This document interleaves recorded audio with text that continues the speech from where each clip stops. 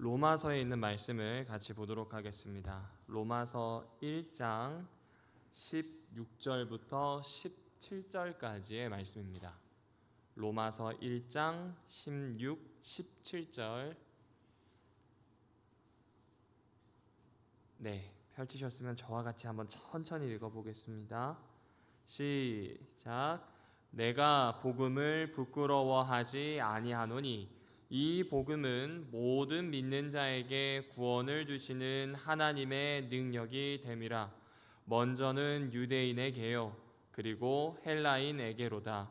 복음에는 하나님의 의가 나타나서 믿음으로 믿음에 이르게 하나니 기록된 바 오직 의는 믿음으로 말미암아 살리라 함과 같으니라. 최근에 번역된 새 한글 성경이 있습니다. 새 한글 성경에서는 이걸 이렇게 표현하고 있습니다. 나는 복음을 부끄러워하지 않거든요. 복음은 모든 믿는 사람을 구원에 이르게 하는 하나님의 능력이기 때문입니다. 먼저 유대아 사람에게도 또 그리스 사람에게도 그러합니다. 그것은 하나님의 의가 복음 속에 드러나기 때문입니다. 믿음에서 시작하여 믿음으로 끝나는 일이지요. 성경에 이렇게 적혀 있는 대로입니다. 의인은 믿음의 기초에서 살 것이다. 조금 다르게 들리시죠? 어떻게 지난 안식일 잘 지내셨나요? 네, 거의 스치듯 몇 분만 뵀어요. 집계를 해보니까 장막부흥의 안식일에 모인 인원이 1000명입니다. 우리 지역이 1000명이었고요. 저는 어린이 190명, 선생님 한 50여 명, 그 다음에 어린 아이들, 유치 학부모님들 다 해서 한 290명. 밥 먹는데 아주 난리도 아니었습니다. 비 오고요. 또 이제 막 그렇게 갔었습니다. 그래서 한편으로 너무 죄송한 거죠. 어디 계신지도 모르고 남의 아이들 밥 먹인다고 한참 그렇게 했던 것 같습니다. 120주년이라고 해서 떠들썩하게 모여서 같이 하나님 나라에 대한 이야기를 나누고, 그리고 이제 이 120주년을 넘어서 그 다음을 좀 생각하게 되는 때입니다. 갑자기 그렇게 되니까 질문이 이렇게 생기더라고요. 나는 왜 신앙을 하고 있지? 120년 동안 이어오는 것 중에 그건 이 교단의 이야기인 것 같고, 나는 왜 신앙을 하고 있을까? 내가 지금 신앙을 하고 생활하는 것에 뚜렷한 목표가 있다면 무엇일까? 갑자기 그 질문이 드는 겁니다. 궁금하잖아요. 1000명이 한꺼번에 모여서 예배, 이거 보통 아니거든요. 왜 그렇게 했을까? 그 불편함을 감수하면서까지 했는데 나는 왜 그렇게 신앙을 하려고 하는가? 그래서 좀 찾아보게 되었습니다. 그래서 저에게 주어지는 시간이 허락되는 만큼 로마서에 대한 이야기를 조금 나눠보려고 합니다. 여러분이 잘 알고 계시는 것처럼 로마서는 편지죠. 그런데 이 로마서를 쓴 사람은 바울로 추정합니다. 이 바울인데 받는 사람은 교회긴 교회인데 가정교회들입니다. 로마가 당시에도 시가지여서 꽤 큰 편이었대요. 그래서 여기저기 가정교회들이 있었습니다.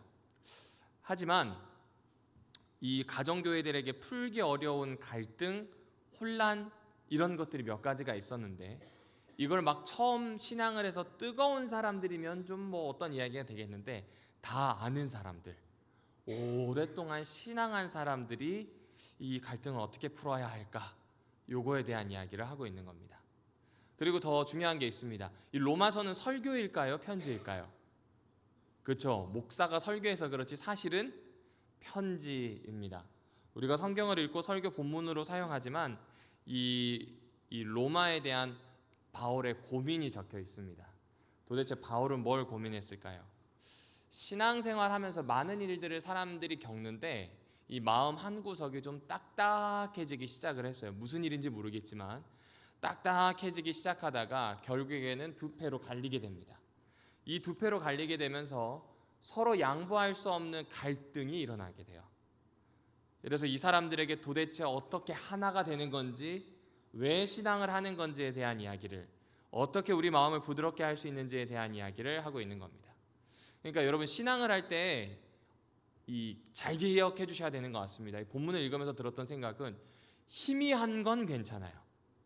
그렇죠? 침례식 했던 기억이 좀 희미해도 괜찮고요. 예수님 만났던 기억이 조금 처음 만났던 경험이 희미해도 괜찮아요. 근데 지금 바울이 문제 삼고 있는 건 오래되었다는 게 아니라 딱딱해진 것에 대한 이야기입니다. 도대체 무엇이 딱딱해졌을까? 그 내용을 좀 봐야 되겠죠. 이 두 패로 나누어진 딱딱한 마음을 대표적으로 이야기하는 게 로마서 14장 2절에 나옵니다. 저와 같이 좀 천천히 읽어보실까요? 시작. 어떤 사람은 무엇이든 다 먹어도 된다고 믿습니다. 그런데 어떤 사람은 믿음이 약해 푸성기만, 그쵸? 믿음이 약한 사람이 야채만, 채소만 먹는다, 뭐 이런 이야기를 하고 있죠. 이게 도대체 왜 이런 이야기가 나오는지 잘 이해가 되지 않으실 수 있습니다. 그때로 한번 돌아가 볼게요. 여러분, 로마서가 쓰여진 시절이 한 AD 57년, 58년, 엄청 멀죠. 제가 오늘 넣을까 말까 하다가 안 넣고 그냥 하려고 하는데, 여러분 한 1000년 정도 되는 시간이면요 엄청난 갭입니다. 한번 예를 들어 볼게요. 1500년경에 세종대왕이 훈민정음을 창제했잖아요. 그 훈민정음을 국어에서 음운학자들, 그러니까 옛날 말을 오늘날 발음할 수 있도록 살리는 사람들이 있거든요. 읽어줬어요. 근데 읽어줬는데 발음이 되게 독특합니다.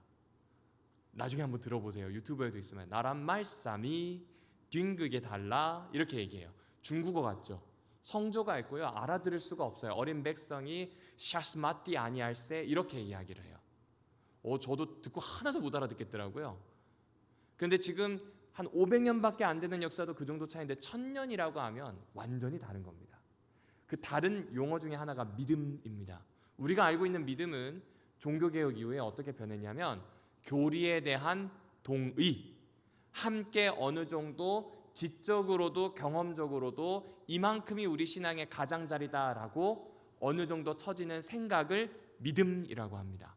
그런데 1000년 전의 믿음은 성실함, 열매, 사랑, 자비, 그 모든 단어가 합쳐져 있는 겁니다.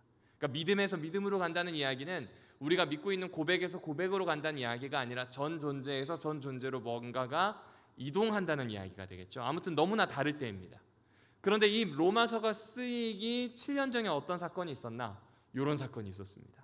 이 사람이 누구냐면요, 클라우디스라고 하는 황제인데 이 황제가 유대인들을 조금 달가워하지 않았습니다. 이유가 있습니다. 기존의 유대인들은요 뭐라고 표현하냐면 그리스도인들을 향해서 하나님은 한 분인데 하나님 한 분인 거 몰라? 왜 한 분인데 한 분이 아니라고 이야기해? 계속 이 이야기를 하는 거예요.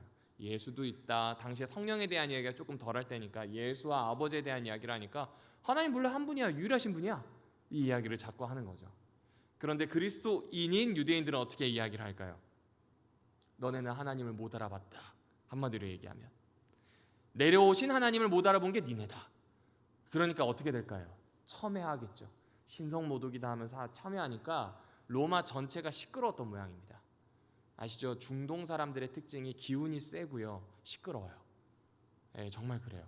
그러니까 이 라틴 계열이었던 로마 황제는 이게 싫었던 모양입니다. 쫓아냅니다. 칙령을 내서 이 유대인들을 다 쫓아내게 됩니다. 그런데 여기에서 문제가 생겨요.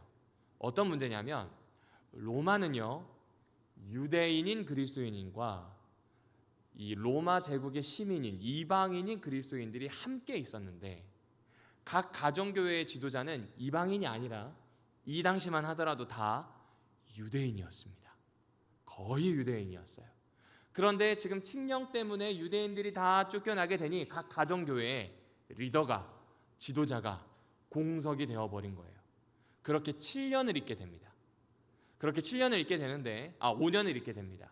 5년 후에 이제 네로가 황제가 되면서 이 칙령이 풀리면서 돌아오게 되거든요. 그러면 그 5년 동안 이 교회가 버텨야 되잖아요. 교회는 지도자를 누구로 세웠을까요? 유대인이 없으니까 이방인 신자들, 로마인들 사이에서 신앙을 지도자처럼 할 수 있는 사람, 그 사람을 세워서 하게 됩니다. 불가피한 결정이죠. 그런데 이게 굉장히 거대한 갈등의 출발점이 되게 됩니다. 왜냐하면 5년 후에 네로가 황제에 등극하게 되면서 이 유대인 지도자들이 돌아왔어요. 돌아오니까 속된 말로 교회가 개판인 겁니다. 자기가 봤을 때는. 왜 그럴까요? 이런 이야기를 하는 거죠. 음식법 지켜라, 할례 받아라, 안식일 제대로 지켜라, 막 이런 이야기들을 하는데 이 사람들은 야 유대인들아, 우리가 처음에 신앙하면서 너네들 쫓아다니는 초심자인 줄 아니? 예수 믿는 거에 그런 건 하나도 필요하지 않아. 그건 너네가 가지고 있었던 전통이고 우리는 필요로 하지 않아. 음식법 그게 뭔데? 그건 너네 법도잖아. 이 이야기를 하게 된 겁니다. 그러니까 한쪽에서는 신성 모독이라고 이방인들을 뭐라고 하고, 이방인들이 보기에는 쓸데없는 형식에 붙잡혀서 본질을 잊어버렸다고 첨예하게 싸우게 됩니다. 자, 그리고 더 중요한 게 있어요. 바울은요, AD 60년 로마에 들어가기 전까지 단 한 번도 로마에 가본 적이 없어요. 그러다 보니까 이 로마 교회를 향한 마음이 좀 남다릅니다. 나중에 조금 이따 이야기할게요. 그래서 자신이 할 수 있는 최선을 다해서 편지를 쓰려고 하는 겁니다. 왜냐하면 유대인이랑 지금 이방인이랑 더 이상 안 싸우게 하고 하나가 되게 하려는 겁니다. 사실 이러한 싸움은 갈라디아서에서도 나왔습니다. 여러분, 게바라고 불리는 베드로가 안디옥이라고 하는 선교 본부가 되는 그 교회에서 이방인들과 마주보고 식사를 하다가 야고보가 보낸 유대인 그리스도인들이 오니까 어떻게 했어요? 슬며시 뒤로 물러나더니 도망쳐 버립니다. 근데 바울은 그런 거 보면 넘어가지 않아요. 뭐라고 얘기해요? 미친놈. 헬라어로 딱 보면 미친놈이라고 돼 있어요. 왜 그렇게 썼을까요? 지금 복음에 대한 본질을 흐리고 있기 때문에 갈라디아서에서는 굉장히 강력한 단어를 써서 힐난을 하는 겁니다. 지금 그 비슷한 문제가 어디에서 일어나고 있어요? 로마에서 일어나고 있어요. 그리고 더 중요한 건 갈라디아서도 이 바울이 썼고 로마서도 바울이 썼는데 갈라디아서가 로마서보다 앞서 쓰인 겁니다. 여러분, 양쪽이 쪼개어져 가지고 교회가 풍비박산 난 걸 겪은 다음에 그 다음에 또 다시 그런 문제를 겪는다. 여러분이라면 어떻게 하시겠어요? 예를 들어 볼게요. A 교회라고 하는 곳에 이사를 해서 갔더니 갑자기 막 문제가 생겨가지고 둘로 짜게졌습니다. 상처 많이 받고 나왔어요. 그런데 B라는 교회에 갔는데 또 그 문제예요. 어떻게 하시겠어요? 그쵸. 바울은 지금 똑같은 문제를 만났거든요. 그 문제를 만났는데 바울은 꺾이지 않는 마음으로 복음에 대한 이야기를 해야 되겠다라고 생각을 한 겁니다. 그래서인지 로마서를 보시게 되면 한 크게 네 부분, 1에서 4장, 5에서 8장, 그 다음에 이 9에서 12장, 그 다음에 13장에서 16장 딱딱 네 부분으로 나눠지거든요. 그 중에서 중반부 이하에 해당하는 9에서 11장에 보면 유대인과 이방인 문제에 대한 신학적인 문제를 아주 차례대로 잘 적어놨습니다. 그리고 14장과 15장에 보면 유대인과 이방인 문제에 대한 실제적인 조언들을 합니다. 이 문제를 어떻게 하고 싶은 거예요? 해결하고 싶은 거예요. 차이가 이 정도로 심하면 사실 교회를 둘로 쪼개는 게 맞을 수도 있어요. 우리가 보기에는. 근데 바울은 그렇게 생각하지 않았어요. 그렇게 생각하지 않고 어떤 방식으로든지 하나님 안에서 하나가 되기를 바랬던 겁니다. 여러분, 교회와 교회 사이에도 차이가 크지만 교회 안에서도 차이가 큽니다. 현대에 우리도 그렇습니다. 그런가요? 안 그런가요? 교회 안에 요새 가장 큰 차이가 뭔지 아세요? 10대들은 젠더 갈등입니다. 그리고 교회 안에서 가장 큰 차이는 이번에도 이제 장막회 하면서 느껴보니까 3040과 6070 사이에 생각보다 이 생각의 차이가 많이 커요. 임원들도 그렇고 오시는 교우들도 그래요. 생각보다 크죠? 근데 이 차이가 경제적인 문제로 접어들면 또 다른 여러 조건들로 접어들게 되면 점점점 높은 벽이 되는 것 같습니다. 한두 가지가 아니에요. 바울도 비슷했을 거란 말이에요. 그럼에도 불구하고 하나가 되기를 바랬던 겁니다. 그리고 두 번째 있습니다. 바울이 쓴 두 번째, 이 로마서를 쓴 두 번째 이유가 있습니다. 여러분, 사도행전 1장 8절에 보면 이 복음이 예루살렘과 온 유대와 사마리아와 땅끝까지 전파되기를 바랬습니다. 당시의 세계관은 이렇게 나눠져 있어요. 서쪽 끝은 스페인이고요. 동쪽 끝은 인도예요. 이게 땅끝이에요. 물론 더 있죠. 우리도 있었고요. 저쪽으로 가면 독도도 있고 더 있어야 돼요. 그런데 그 당시의 사람들은 그렇게 생각을 했대요. 그럼 바울은 인도에 관심이 있었을까요? 스페인에 관심이 있었을까요? 스페인에 관심이 있었습니다. 그런데 스페인에 가려고 봤더니 가장 빠르고 안전하게 잘 갈 수 있는 출발점이 로마입니다. 수도 로마에서는 운송부터 시작해서 모든 것들을 지원할 수 있는 군대로 치자면 병참 기지와 같은 아주 좋은 요건을 가지고 있어요. 그러니 이 교회가 짜게졌다라고 하면 안 되겠는 거예요. 우리처럼 이렇게 모일 수 있는 때가 아니라니까요. 각 가정교회가 각각의 다른 형태를 가지고 있지만 공통되게 예수 그리스도를 믿는 신앙을 가지고 좀 떨어져 있었던, 그러나 누군가 선교 여행을 한다면 그 가족 교회들에서 십시일반 모아서 보냈던 시절입니다. 그러니 바울에게 있어서는 이곳이 스페인 선교 자금을 보관하고 전달할 수 있는 병참 기지가 되기를 너무나 바랬던 거예요. 그런 의도가 있었는데 이상하게 교회는 짜겨지고 이상하게 바울은 오해를 받습니다. 어떤 오해를 받나요? 바울은 율법이 쓸모없다고 여긴다. 나쁜 놈. 누가 이런 얘기했을까요? 유대인들이 그런 얘기하죠. 바울은 이스라엘이 하나님과 맺은 언약을 무시한다. 이거 누가 얘기했을까요? 다 유대인들이에요. 그렇죠? 적은 멀리 있지 않아요. 늘 내부에 있어요. 서로 잘 아는 사람이 적이 되는 경우가 되게 많아요. 바로 그런 상황을 겪고 있었던 사람이 바울입니다. 그러니까 바울은 어떻게 할까요? 최선을 다해서 편지를 씁니다. 여러분, 당시에 헬라어로 쓴 문학을 보시게 되면요, 굉장히 다양한 문학들이 있는데 바울이 쓴 건 교회 안뿐만 아니라 교회 밖에서도 이보다 더 잘 쓴 글이 없다는 평가를 모든 학자들이 합니다. 그러니까 지금 바울이 아예 작심을 하고 제대로 쓰는 거예요. 나는 율법을 버리는 사람이 아니다. 나는 하나님과의 언약을 저버리는 사람도 아니다. 그렇다고 나는 이방인들을 괴롭히는 나쁜 악습을 강요하는 사람도 아니다.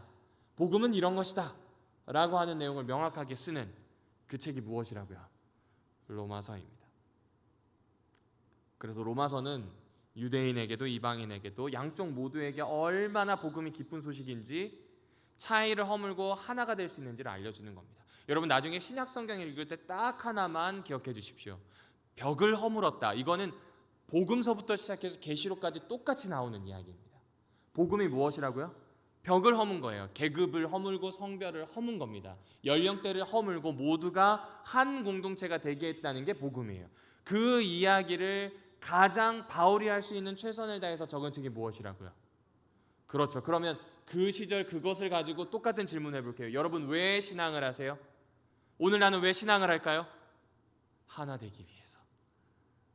그 이야기가 로마서에 나옵니다. 그러면 오늘 본문에 해당하는 1장을 살짝 보시면 이런 내용입니다. 1장 1에서 17절까지의 내용을 요약해보면 이래요. 바울은요, 서두에서 자신을 이 하나님께서 복음을 위해서 선택한 사도다, 그리고 부활하신 하나님의 아들이자 열방의 왕이신 예수님을 전하는 사람이라고 소개합니다. 그래서 바울에게 복음은 아주 간략해요. 딴 이야기 하시면 안 됩니다. 아주 간략합니다. 부활하신 예수님은 우리의 왕이란 뜻이에요. 이 말을 들었을 때 기분 나빠할 사람 세 종류 있습니다. 누구일까요? 로마 황제, 그 다음에 두 번째 유대인들, 그 다음 세 번째 유대 지방에 있는 고위 관료들. 세 종류의 사람만 싫어해요. 이건 거의 혁명이잖아요. 어떻게 보면 반역이거든요. 그런데 예수님이 유일하신 왕이라는 이야기를 합니다. 그러면서 이 복음, 예수님이 우리의 왕이라고 하는 것이 우리를 구원하는 하나님의 능력이자 하나님의 의가 나타난다라는 표현을 합니다. 여러분, 여기 의는 바울이 구약에서 가지고 온 건데 한마디로 얘기하면 하나님은 신실하시다, 무조건 믿을 수 있다, 이 뜻입니다. 다시요, 무엇이라고요? 무조건 믿을 수 있다. 다시 말씀드릴게요. 이거 무조건 믿는다는 이야기는 지적인 동의 플러스 신뢰할 수 있는 경험 플러스 모든 성품과 성격에 있어서도 우리와 연합하실 수 있는 분으로, 그렇게 지금 소개를 하고 있는 겁니다. 자, 그러면 이제 이거에 대해서 증명을 해야 되겠죠. 바울은 첫 번째 이렇게 증명합니다. 18절부터 나오는 내용이 뭐냐면 모든 이방인들은 덫에 갇혀 있대요.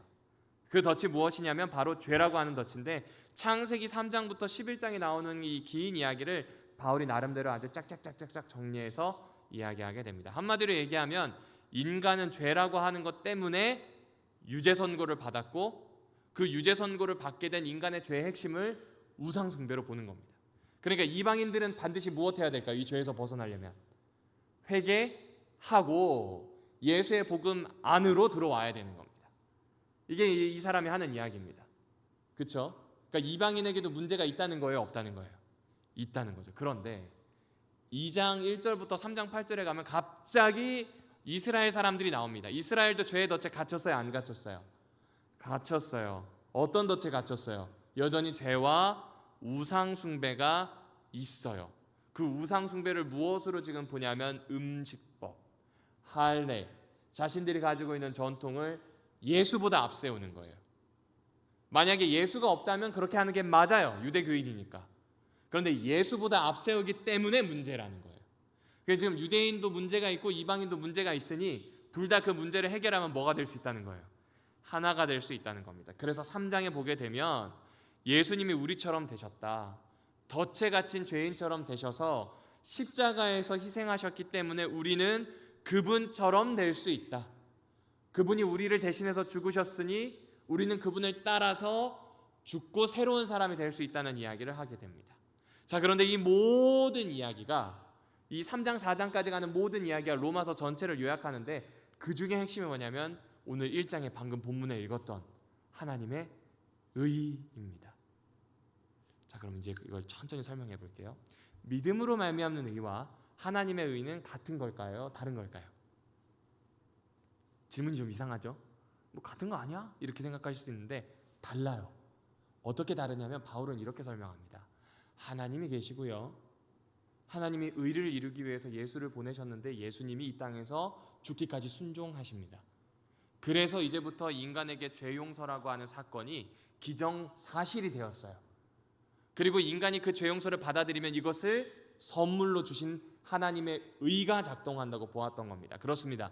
믿음으로 말미암는 의 혹은 이신칭이 믿음으로 얻는 구원 다 같은 말인데 이 말은 방향성을 이야기해요. 하나님에게부터 시작을 해서 오늘 나에게 선물처럼 오는 하나님의 의, 이 모든 과정을 믿음으로 말미암는 의라고 표현하는 것이고 나에게 선물처럼 와서 딱 하나님께서 주신 것을 하나님의 의라고 바울은 구별해서 이야기하는 겁니다. 그러니까 믿음으로 말미암는 의는 하나님의 의가 우리에게 전달되는 배송 경로를 묘사해주고 있는 거예요. 그럼 다시 한번 본문을 보실까요? 로마서 1장 17절입니다. 이 본문을 생각하시면서 이 앞에 있는 글을 좀 저와 천천히 좀 읽어보겠습니다. 시작. 그것은 하나님의 의가 복음 속에 드러나기 때문입니다. 믿음에서 시작해서 믿음으로 끝나는 일이지요. 성경에 이렇게 적혀 있는 대로입니다. 의는 믿음의 기초에서 맞습니다. 이걸 조금 더 쉬운 말로 해볼까요? 복음에는 무엇이 나타나요? 하나님의 의가 나타나요. 하나님이 인간에 대해서 신실하셔요. 그러므로 인간이 자연스럽게 하나님에 대해서 신실하게 된다는 이야기입니다. 기록된 것처럼 의인은 하나님께 대해서 신실하게 사는 사람이라는 이야기를 해주는 겁니다. 그러니까 복음은 간단하게 이야기할게요. 하나님의 신실하심 속에 들어가는 거예요. 하나님이 먼저 신실하신 것으로 세상을 아예 구축해 놓으셨기 때문에 거기로 들어가는 겁니다. 이 일은 어디에서 일어날까요? 예수님 안에서 일어나요. 이거를 잘 귀담아 들어서 제일 처음 복음서를 쓴 사람이 누군가? 마가입니다. 여러분 나중에 복음서를 보실 때 재밌는 게 있는데요. 복음서는 꼭 처음과 끝을 봐주셔야 합니다. 복음서의 처음 한번 볼까요? 마태복음 한번 보실게요. 마태복음에 보면 그의 이름을 임마누엘이라 하리라 라는 표현을 합니다.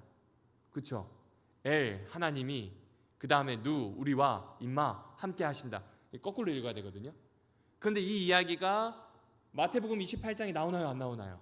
볼지어다 내가 세상 끝날까지 너희와 항상 함께. 그렇죠. 이렇게 꼭 앞뒤에 넣습니다. 중요한 얘기를 해요. 근데 마가도 똑같습니다. 마가도 잘 보시면 재미있는 구절이 나오는데 마가복음 1장 10절입니다. 마가복음 1장 10절에 보면 예수님이 침례 받으시고 나오는 장면이에요. 그런데 그 장면에 대해서 헬라어를 가장 잘 번역한 성경이 최근에 나온 새한글 성경이에요. 거기에 보면 하늘이 갈라지고 하늘이 열리고란 표현으로 돼 있지 않아요. 잘 번역해서 하늘이 어떻게 됐어요? 찢어져요. 여러분이 찢어진다는 표현 하니까 좀 안 좋죠? 이거 챗 GPT로 그려본 그림이거든요. 이쁘게 나왔나요? 하늘이 찢어져서 성령이 내려오는 것처럼. 그러니까 지금 하늘이 찢어졌다는 건 땅과 하늘의 경계가 무너졌다는 거예요. 예수께서 지금 오셔서 이제 그 일을 한다는 겁니다. 여러분 잘 주목해서 보셔야 됩니다. 분명히 소제목은 예수님의 침례라고 돼 있을 겁니다. 그렇죠? 마가복음 1장 9절에서 11절 혹은 12절까지 나는데 어쨌든 소제목은 예수님의 침례라고 되어 있는데 예수님의 침례는 짧은 9절에서 끝나요. 10절과 11절은 그 침례 다음에 어떤 일이 있었는지에 대해서 상세하게 묘사합니다. 따라서 침례가 중요한 게 아니라 침례 다음에 일어나는 일이 훨씬 중요한데 하늘이 어떻게 됐어요? 찢어졌어요.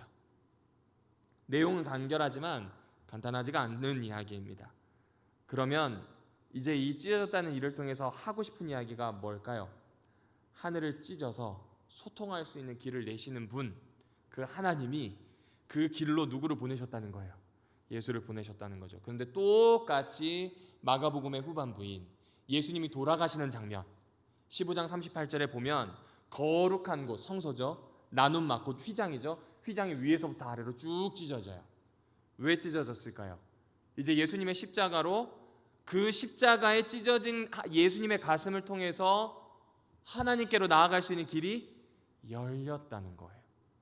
이건 철저하게 약속하시고 그 약속을 지키신 하나님에 대한 이야기예요. 얼마나 믿음직한지 이분은 시간까지 놓치지 않으십니다. 여러분 출애굽기 12장에 보시면 유월절 사건이 나옵니다. 그런데 이 유월절 사건을 잘 보시면 1월 14일 해질녘 혹은 해질때라는 표현을 써요. 근데 이 해질때에는 두 저녁 사이라는 뜻이에요. 아주 간단해요. 이 사람들이 생각하는 저녁의 시작 시간과 저녁의 끝 시간을 이야기하는 겁니다. 저녁의 시작 시간은 이 사람들에게 하루가 오후 6시에 시작을 하잖아요. 우리도 그러면 하루가 이 밤 12시에 끝나니까 하루의 이 저녁이 시작되는 시간 자체를 이 오후 6시로 두잖아요. 이 사람들은 오후 6시가 하루가 끝나는 거니까 그 6시 전인 정오가 저녁이에요. 저녁. 이 이스라엘 사람들에게. 그리고 우리가 똑같이 이 밤 12시가 되었을 때 하루가 끝나는 것처럼 오후 6시가 되면 하루가 끝나는 거예요. 저녁과 저녁 사이 오후 3시예요. 그런데 마가복음과 요한복음을 잘 이렇게 조화롭게 보시게 되면 6월절에 1월 14일이죠. 제 6시에 뭔가 일이 생겨서 제 9시에 돌아가세요. 제 9시는 로마 시간으로 6만 빼면 되거든요. 오후 3시예요. 시간 딱 맞춰서 십자가에서 돌아가셨어요. 수천 년 동안 반복했던 예식을 통해서 예수님이 어떤 방식으로 희생을 하실지를 알려준 거예요. 예수님은 어떤 분이에요? 시간 하나도 틀리지 않고 정확하게 약속을 이루실 분, 다른 말로 하면 신실하신 분이라는 이야기를 해주고 있는 겁니다. 그러면 다시 가지고 와볼까요? 침례를 받을 때 하늘이 찢어졌던 것처럼 예수님의 십자가에서도 휘장이 찢어지게 됩니다. 이제부터 믿을 만한 예수님, 시간마저 지키시는 그 예수 그리스도의 사역을 통해서 우리는 당당하게 하나님 앞으로 나아갈 수 있게 됐다는 거예요. 이 길이 이미 마련이 된 겁니다. 그래서 무엇이라고 표현하냐면 하나님의 의가 어디에 드러났어요? 그렇죠. 그렇게 표현하는 겁니다. 우리가 우리의 처지를 알기도 전에 하나님께서 우리가 죄 지은 대로 갚지 않아도 되는 세상을 이미 만드셨다는 거예요. 이미 계획하셨어요. 그것을 창세기 3장에 그리고 그것을 조금 더 흘러서 출애굽기 12장에 그 예식이 쭉 반복되면서 그것을 이제는 예수님이 돌아가시는 십자가에 믿을만하게 보여주신 겁니다. 그리고 그 세상이 열렸으니 이제 하나님은 자비롭게 통치하실 거예요. 믿을만해요. 그 믿을만하고 절대적으로 신뢰를 주시는 분에게 우리가 열려있는 곳으로 들어가기만 하면 어떻게 될까요? 이제 하나님과 믿을만한 관계를 맺기 시작하고 누리기 시작할 것이다. 이런 이야기를 해주고 있는 겁니다. 그러니까 복음이 선포되었다는 건 여기에 참여하라는 이야기입니다.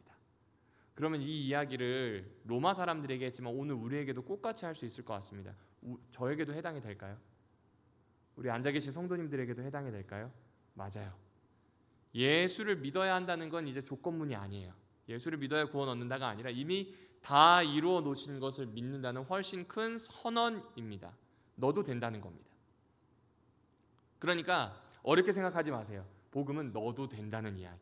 회개는 뭐예요? 아, 나도 되는구나. 너도 된다는 메시지가 나로 바뀌는 게 회개예요.